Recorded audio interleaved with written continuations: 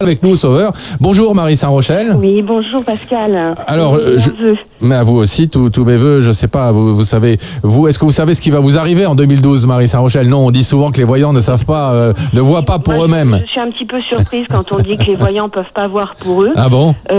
Moi, j'ai toujours réussi à voir, disons, les grandes tendances et les grands événements dans ma vie, oui. Mais je pense qu'il faut le faire avec beaucoup de recul, c'est-à-dire qu'il faut, il faut le faire à des moments où, comme si on faisait finalement des prédictions pour quelqu'un d'autre, et puis sinon on a des flashs qui arrivent d'un seul coup et qui fait qu'on a des informations sur l'avenir. Et est-ce que c'est pas plutôt handicapant qu'autre chose d'avoir des informations, enfin pas en permanence, non, mais en tout cas des informations sur son avenir? Est-ce que finalement, je le disais il y a quelques instants, est-ce que c'est pas mieux d'être un peu dans l'incertitude et d'essayer de maîtriser soi-même ses décisions, le sens de sa vie? Alors je pense qu'il y a deux étapes. Je pense que au début, surtout très jeune, quand on a ces dons-là, c'est très perturbant. Et effectivement, ça peut être handicapant, parce que finalement, en plus, on a une différence avec entre guillemets une bonne partie de la société. Après, avec le temps, on apprend à gérer ça, on apprend à contrôler. Et au contraire, moi, je crois que ça devient, je le dis souvent, que c'est un petit peu comme un GPS de vie. C'est-à-dire comme dans un GPS dans votre voiture, ça vous permet d'avancer, de mieux vous diriger. Et je crois que c'est vraiment un outil de gestion de sa vie. Oui, mais le GPS, on le suit parfois un peu aveuglément, Marie Saint-Rochel. Alors est-ce qu'il faut... là aussi, c'est non. Normalement, il ne faut pas suivre aveuglément. Et en plus, surtout, comment vous dire, je pense qu'il faut d'abord tester un voyant. Sans parler tout de suite là des arnaques. Déjà, je pense que quand on va voir un voyant, je dirais en cabinet, on va prendre le plus simple. Il faut aussi reconnaître un vrai voyant. Alors déjà, comment on fait? Parce que justement, comme vous disiez tout à l'heure, il y a une responsabilité aussi du voyant. Bien sûr, il y a une énorme responsabilité, mais certains en sont, parce que moi j'en connais beaucoup, j'en ai fréquenté énormément, j'ai fait des tas d'émissions sur ce sujet depuis des années, donc il y a des gens qui sont dont je sais qu'ils sont sérieux. Après on y croit pas, mais en tout cas ils sont eux convaincus de ce qu'ils le font et de leur art ou de leur technique, et puis ils sont aussi assez responsables, et puis d'autres dont on voit bien qu'ils sont totalement inconséquents et qui font ça uniquement pour l'argent, avec un mépris total de leurs clients et des gens qui viennent les voir. Et ce qui est assez intéressant, c'est que vous, Marie Saint-Rochel, au-delà de votre activité de voyante, vous vous êtes fait une sorte de mission d'apprendre un petit peu à déceler les pièges, à détecter un petit peu les arnaques. Alors, on peut dire que certains vont dire que c'est d'un cynisme sans nom, parce que ça vous permet vous de paraître extrêmement honnête, évidemment. Mais on va prendre ce parti de vous considérer comme quelqu'un d'honnête, justement. Et alors comment faire pour éviter les pièges, pour éviter les arnaques? Alors, il y a plusieurs pavés. Déjà, c'est quand vous arrivez dans une consultation de voyant.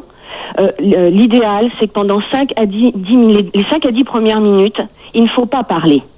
Il faut laisser le voyant dire ce qu'il voit.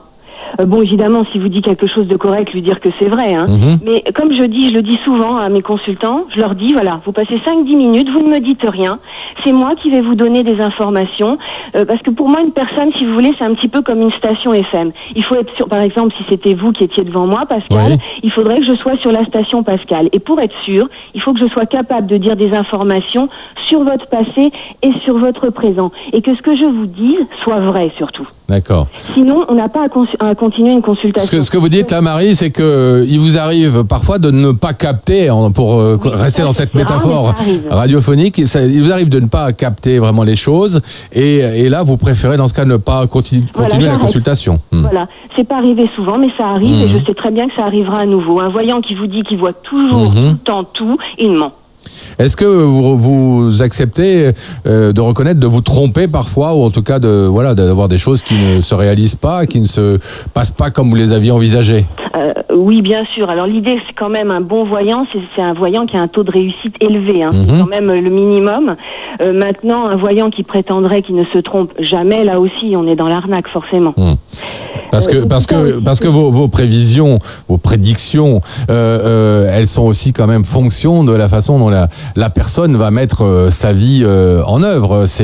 Mais il y a les deux, c'est-à-dire qu'il y a une partie, à mon avis, qui est de l'ordre du destin, et on va pas pouvoir tellement changer les choses. Puis après, effectivement, il y a une notion de libre arbitre, c'est-à-dire qu'en fait, je crois que là, c'est là où on n'est pas dans une voyance où on est justement normalement manœuvré. La voyance, à mon avis, ou l'astrologie, les arts divinatoires, ils sont là aussi pour finalement prévenir des éléments négatifs à venir, pour les atténuer, et aussi, si on a justement des bonnes nouvelles ou des choses positives, de placer encore plus son énergie pour que ça fonctionne. Oui. Donc je pense que de ce point de vue-là, on devient voilà, juste un gestionnaire de vie si on le fait correctement. Vous pouvez être un peu une forme de coach de vie, comme de conseiller, voilà. Ouais, de conseiller de vie. C'est comme ça que vous concevez. Oui. Alors autre conseil, puis on revenir sur l'anti-arnaque. Autre conseil, donc laisser parler et ne rien dire au maximum, sauf oui, vous avez raison, ou non, vous avez tort, mais pas donner d'autres indices pendant les 10 premières minutes. Parce que la voyance, c'est pas une réponse à une question. Bien sûr. Voilà. Il y a souvent, on entend la question à tant d'euros, je sais plus, 10 euros, 15 euros. Oui, mais enfin, c'est pas ça la voyance. Parce que dès que vous posez une question, vous guidez le voyant.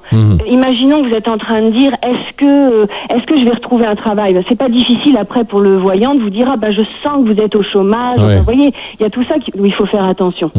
Donc, il faut pas parler. Autre conseil, qu'est-ce qu'on peut indiquer à nos auditeurs qui ont l'habitude ou qui ont l'intention d'aller voir un voyant ou une voyante ou une astrologue? Qu'est-ce qu'on peut leur donner comme conseil, là encore, pour éviter de se faire manipuler? Alors, la manipulation, déjà sur la publicité, parce que évidemment, un voyant qui démarre, c'est totalement logique qu'il fasse une publicité. Mais il faut savoir que les publicités ne sont pas triées. C'est-à-dire que vous allez avoir des vrais voyants, des bons voyants, et au milieu des gens qui ne sont pas des voyants. Ouais. Donc, il faut être très très vigilant sur les publicités.